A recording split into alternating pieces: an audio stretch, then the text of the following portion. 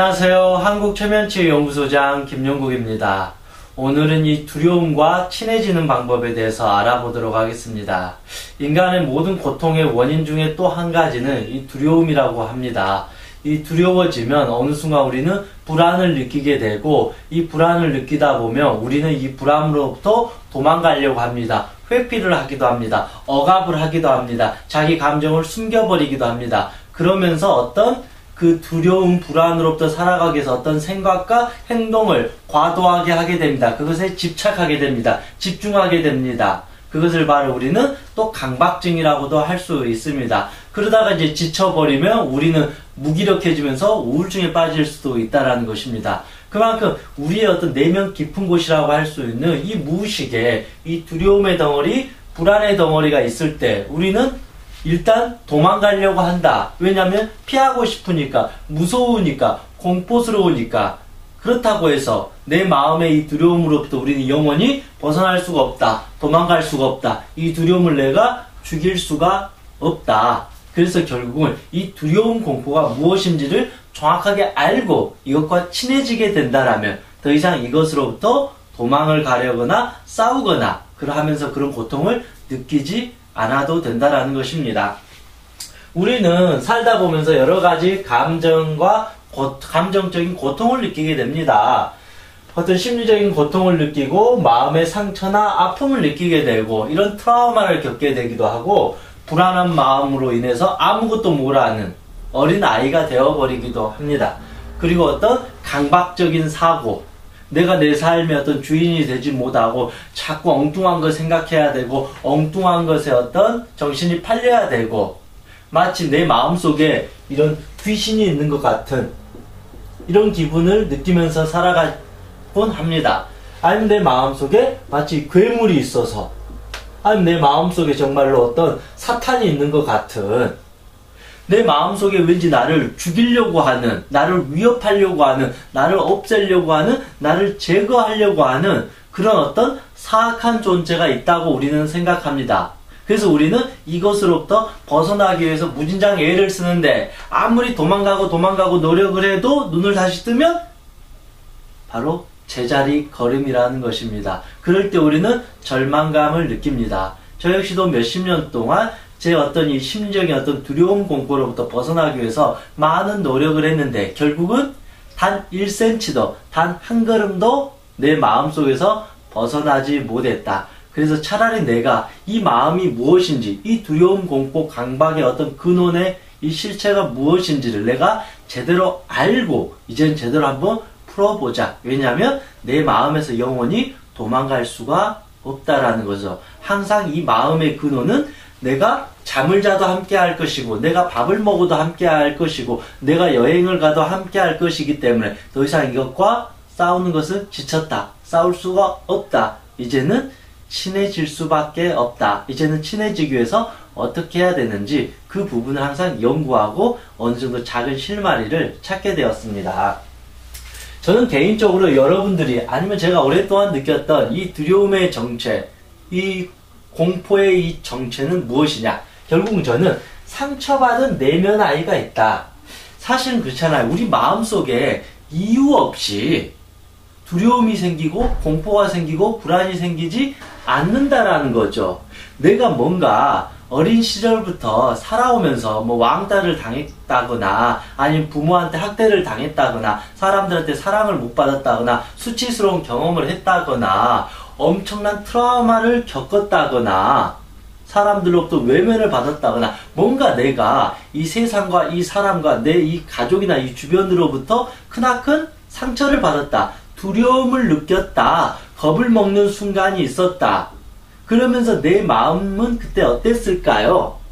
그 어떤 그 어린 시절이던 어느 트라우마 상황일 때 내 마음이 어땠을 거냐 이거죠. 그때 우리의 마음은 상처받는다. 고통을 느낀다. 심장이 찢어질 것 같다. 너무 무섭다. 너무 두렵다. 너무 숨고 싶다. 복수하고 싶어. 죽이고 싶어. 난 아무 잘못도 없는데 엄마 때문이야, 아빠 때문이야. 너희들이 나를 왕따를 시켜가지고 내 인생을 망가졌어. 너희들 죽여버릴 거야. 그런 어떤 두 가지의 심리가 생긴다라는 거죠. 제가 말씀드린 이런 두려움, 공포의 마음도 들면서 복수하고 싶고 너를 파괴시켜버리고 싶다라는 이 두려움의 마음과 분노의 마음이 같이 있게 된다. 그래서 이런 어떤 마음을 갖고 있는 상처받은 내면 아이가 우리의 깊은 무의식 속에 자리를 잡게 된다. 또아리를 트게 된다. 그래서 이 상처받은 내면 아이는 마음이 어떨까요? 이 두려움도 갖고 있으면서도 화가 나요. 너무 속상해요. 내가 짓밟혔으니까, 내가 당했으니까. 너무나도 분노가 치밀어 오르는 거죠. 한이 되는 거죠. 그래서 이 상처받은 내면 아이의 마음은 점점 독해져요. 복수할 거야. 내가 당한 만큼 똑같이 돌려줄 거야 라고 점점 사악해지고 화가 나고 복수하고 싶은 마음이 점점 심해지면서 독해진다. 그 착하던 그 두려움에 벌벌 떨던 그 내면 아이, 상처받은 내가 어느 순간 이 살기 위해서 더 이상 짓밟히지 않게 해서 독해진다. 그거를 우리는 독사라고 한다는 거죠. 상처받은 내면 아이는 사실은 상처받은 모습도 갖고 있지만 또 하나는 무엇이냐면 더 이상 상처받지 않기 위해서 독해져요. 화가 나 있다라는 것이죠. 그걸 어떤 독사라는 표현을 우리는 할 수 있는 거예요. 그 아이의 그 이면적인 마음을 우리는 귀신이라고도 하기도 하고 괴물이라고도 하기도 하고 사탄이라고 하기도 하고 두려움이라고도 하기도 하고 분노라고 하기도 한다라는 거죠. 이 상처받은 그 어린 시절의 내 마음은 얼마나 화가 나 있고 독을 품고 있겠냐 그죠. 내가 이미 짓밟혔기 때문에 한 번만 나에게 그러면 두 번 다시 용서하지 않을 거야. 나도 복수할 거야. 나도 똑같이 되돌려 줄 거야 라면서 독이 바짝 올라있다. 그러니까 우리는 내면의 그 상처받은 아이, 그 독사를 나 또한 두려워해요. 싫어해요. 왜냐하면 독이 바짝 오른 아이가 왠지 나를 죽일 것 같으니까 나는 나도 모르게 도망을 다닐 수밖에 없다. 억압을 해야 된다. 이 두려움으로부터 피하고 싶어 하게 된다라는 거죠. 왜냐하면 그 독사가 내 목을 물게 될 것 같으니까. 나를 물게 되면 내 인생은 끝나니까. 나는 이 내면의 무의식이라는 이 두려움으로부터 평생 도망을 갈 수밖에 없다라는 것입니다. 그만큼 내가 내 마음속에 이 내면 아이를, 이 상처받은 내면 아이를 잘 다스려주거나 치유하지 못하게 되면 어느 순간 이 내면 아이가 독을 품게 되면서 나를 물게 된다. 쉽게 말하면 요즘에 애완견을 많이 키우잖아요. 내가 이 애완견을 잘 사랑해주고 잘 다스려주고 잘 훈련시키면 이 애완견이 나와 평생 함께 할 수 있는 친구, 동반자, 반려견이 될 수가 있어요. 그런데 내가 이 애완견에게 관심을 갖지 않았어요. 3일 동안 밥을 주지 않았어요. 화가 난다고 해서 막 때리고 밖으로 집어 던져버렸어요. 이 애완견을 학대를 했어요. 그러면 이 굶주린 애완견은 어느 순간 어떻게 될까요? 이 야성의 본능이 생기는 거죠. 독이 바짝 오르면서 3일 동안 밥을 안 먹었으니까 배가 고플 거 아니에요. 그러면서 그 야성, 그 공격성이 어느 순간 나에게 확 드러나서 나를 물게 될지도 모른다는 거죠. 실제로는 내가 가장 편하게 대할 수 있는 나의 반려견이고 애완견인데 내가 이 애완견에게 충분한 관심과 사랑을 주지 않고 학대하고 방치를 해버리니까 어느 순간 이 애완견이 나만 보면 어떻게 한다? 물어버리려고 한다. 나만 보면 짖는다. 그럼 내 입장에서는 이 애완견이 좋을까요? 싫을까요? 나중에는 이 애완견이 너무너무 무서워져요. 저 애완견이 저 귀여운 뽀미가 이제 나를 물려고 하네? 집에만 가니까 이제는 나를 아주 죽일 정도로 나를 보면서 짖네? 이 애완견 버려버리고 싶다. 이 애완견 없애버리고 싶다. 이 애완견 치워버리고 싶다.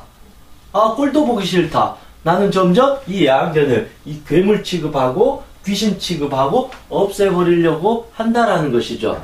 이처럼 우리의 내면 아이도 내가 애완견을 그렇게 학대하듯이 대해버리고 외면하고 모른 척 해버리면 독이 바짝 올라서 어느 순간 나를 물게 될지도 모른다.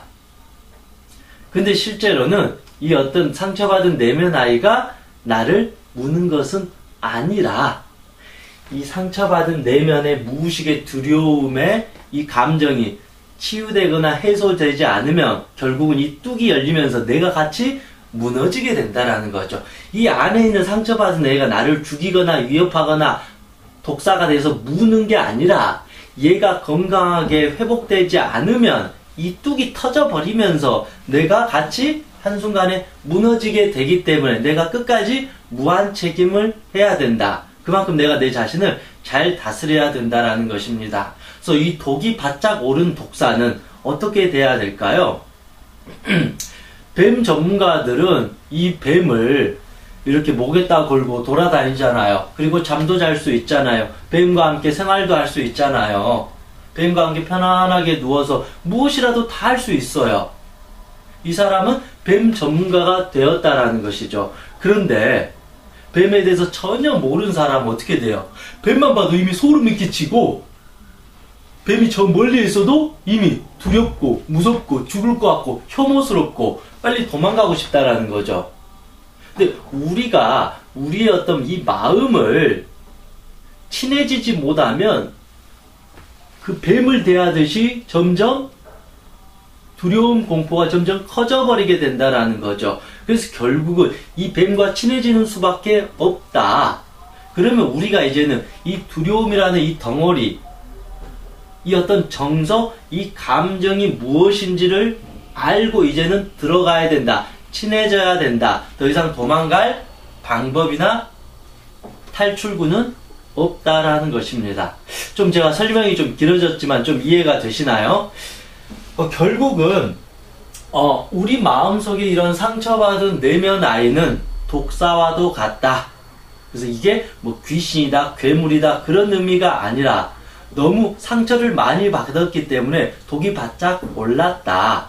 그래서 우리가 그 어떤 독이 바짝 오른 상처받은 내면 아이를 없애거나 제거하거나 아니면 더 방치해버리면 이 상처받은 내면 아이는 점점 독이 더 올라가지고 더 고통을 받게 된다. 얘가 더 고통을 받으면 받을수록 나도 더 고통을 받게 되고 나는 영원히 이 아이와 함께 살 수가 없다. 왜냐하면 내 마음의 무의식 영혼은 내 가슴 속에, 내 심장 속에 존재하기 때문에 내가 영원히 도망갈 수가 없다. 아까 제가 그랬잖아요. 내가 결국은 이 뱀과 함께 살아가야 돼요. 그럼 이 뱀이 싫다고 해서 도망갈 수가 없다라는 거죠. 우리의 두려움이라는 것도 내가 외면하고 도망가면서 영원히 살 수가 없기 때문에 이 두려움의 실체가 무엇인지를 알고 그 독사와 친해지는 것처럼 나의 내면과 두려움과 친해지고 자각하고 이 마음을 이해하게 된다라면 우리는 그 뱀 전문가처럼 편안하게 내 마음속에서 살아갈 수 있다라는 거죠. 그걸 하기 위한 어떤 다음에 3가지 방법을 한번 알아보도록 하겠습니다.